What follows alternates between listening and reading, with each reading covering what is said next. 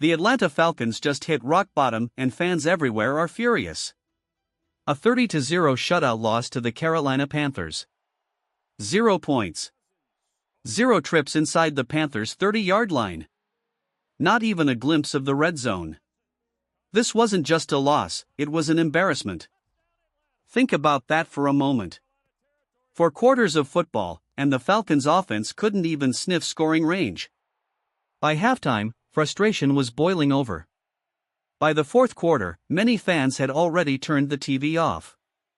And honestly, who could blame them? This was more than just one bad Sunday, this was the perfect storm of everything critics have been warning about: a stale, predictable offense that defenses can read like a children's book. Falcons quarterback Michael Penix Jr. is making only 2% of his throws between the hashes, the lowest in the entire league. Everything else is safe, predictable checkdowns outside the numbers. No risks. No creativity. No surprise that defenders are now jumping routes with ease. And when the offense is this predictable, Bijan Robinson becomes easy to shut down too. Defenses don't even have to think. They know when the run is coming, they know when the short pass is coming. It's like handing the playbook to the opponent before kickoff. The most painful part? The Falcons already have the weapon who could change all of this. Kyle Pitts. A mismatch nightmare, a tight end who could dominate the middle of the field, yet he's barely being used. Instead of letting Pitts control the heart of the defense, this coaching staff keeps the field narrow, keeps it safe, and keeps it painfully boring. This isn't just a strategy problem. This is an identity crisis. Right now, Atlanta isn't just losing games, they're losing hope. The most painful part about Atlanta's struggles is this: the Falcons actually should have one of the best rushing attacks in the entire NFL. On paper, the pieces are all there: a strong offensive line, a generational talent in Bijan Robinson, and a quarterback who should be mobile enough to sell play action. It should be unstoppable. It should be elite. But instead, it's broken. The culprit is scheme. Over and over again, Atlanta leans on the pistol formation, lining Bijan up 7 or 8 yards behind the quarterback. And every time they do, the offense becomes predictable, slow developing, clunky, and easy for defenses to anticipate. Watch what happens on these plays. The defensive end doesn't even hesitate. There's no pressure, no stress, no conflict. By the time Penix turns his back on a fake, that edge defender is already crashing into the backfield, blowing up the bootleg before it even begins. Plays designed to deceive end up looking like practice drills for the defense. And what about the run game? Even when the Falcons' offensive line does its job, creating a push, opening a lane, Bijan Robinson is too far behind the line of scrimmage. He's still dancing in the backfield when the hole is there, and by the time he gets close enough to hit it, the defense has already closed the gap.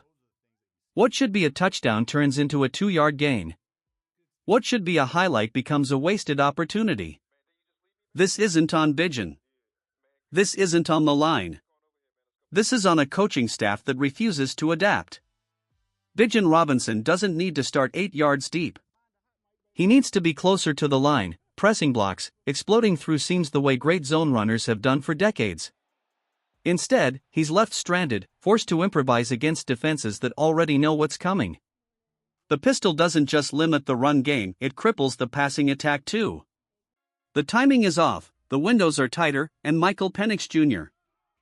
is left throwing late, under pressure, and into predictable routes.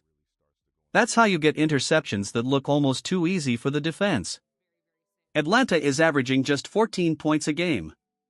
14. With this much talent, that number is inexcusable. This isn't a talent issue. It's not even an effort issue.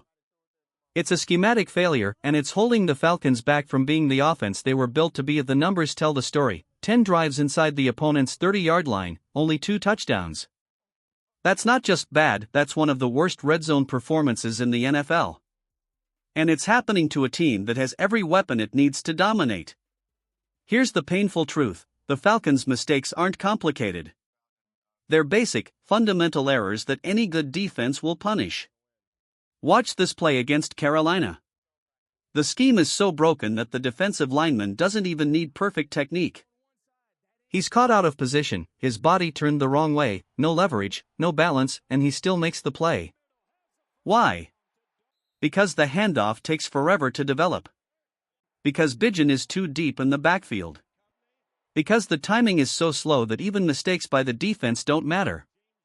That's the difference between Atlanta and the great rushing offenses of the league.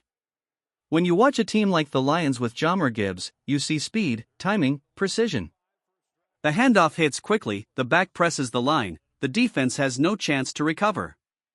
But with Atlanta? By the time Bijan even reaches the hole, the defense has already adjusted. The lane is gone. The play is dead. And this is what makes it so frustrating for fans. It's not that the Falcons don't have the talent. It's not that they can't block. It's that the coaching staff refuses to fix the most obvious problems. Little details, timing, alignment, depth, they all add up. Instead of explosive runs, the Falcons get stuffed at the line. Instead of touchdowns, they settle for nothing. It's like watching a team with a Ferrari engine, but the driver refuses to take it out of first gear. The potential is sitting there every single Sunday, but the results? Wasted. And here's the bottom line: if the Falcons don't fix these basic, elementary mistakes, nothing will change. The same failures will repeat themselves, drive after drive, week after week. This isn't about reinventing football. It's about discipline. It's about detail. Zach Robinson, Raheem Morris, the entire offensive staff, they've got to get back in the film room and face reality. The holes are there. The talent is there. The opportunities are staring them in the face. But until they adjust the alignments, until they clean up the timing, until they stop being predictable, this offense will continue to sabotage itself. And what hurts most? They're wasting the prime of their stars. Bijan Robinson isn't just another running back, he's a game changer, the kind of rare talent who can tilt the field with every touch. Tyler Allgeier brings power, toughness, and balance. Together, they could form one of the most dangerous backfields in the NFL. Instead, they're trapped in a scheme that telegraphs every move and sets them up to fail. This isn't just a coaching flaw, it's negligence. You cannot keep running the same pistol look every snap and expect defenses not to see it coming. Mix it up. Put Penix under center. Run him out of a true shotgun with a back offset. Force defenses to think. Make them hesitate for just a second. That hesitation is all Bijan needs to turn a 5-yard gain into 50. If they don't change, this season is going to slip away. It won't matter how much talent they have. The losses will pile up, the locker room will fracture, and the coaching staff will find themselves on the hot seat sooner than they think. The clock is ticking. Either the Falcons adapt, or they collapse.